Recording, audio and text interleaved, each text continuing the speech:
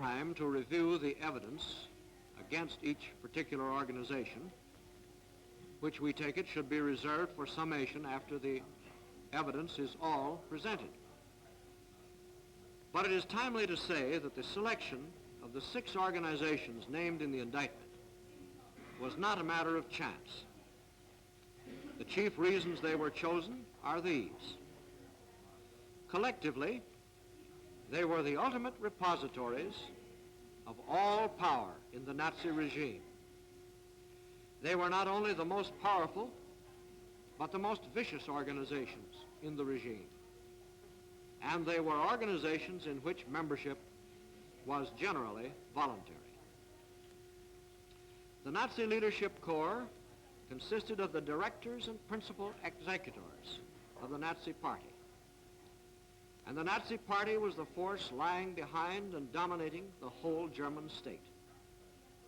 The Reich's cabinet was the facade through which the Nazi Party translated its will into legislative, administrative, and executive acts. The 2 pillars on which the security of the regime rested were the armed forces, directed and controlled by the General Staff and the High Command, and the police forces, the Gestapo, the SA, the SD, and the SS.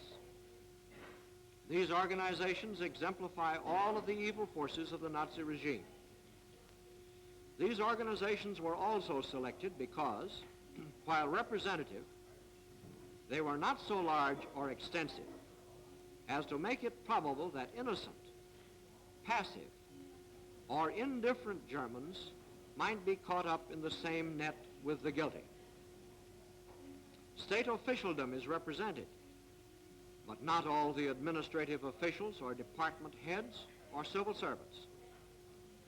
Only the Reich's cabinet, the very heart of Nazism within the government, is named.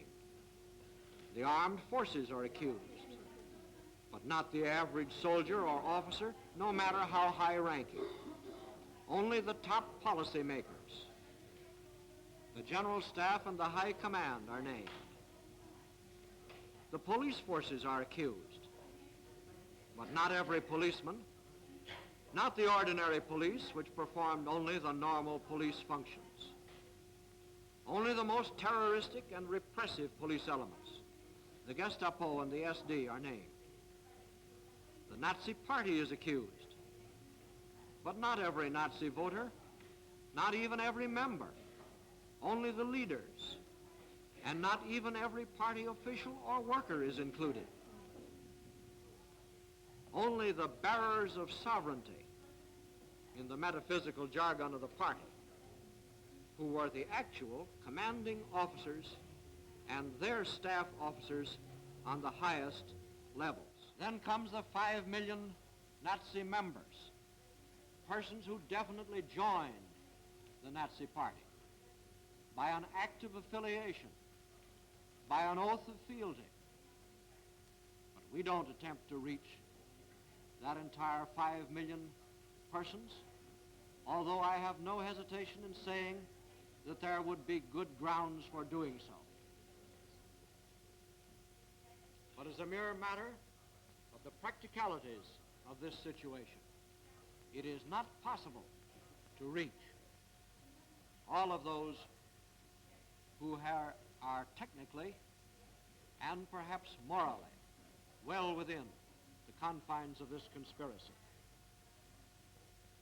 So the voters are disregarded.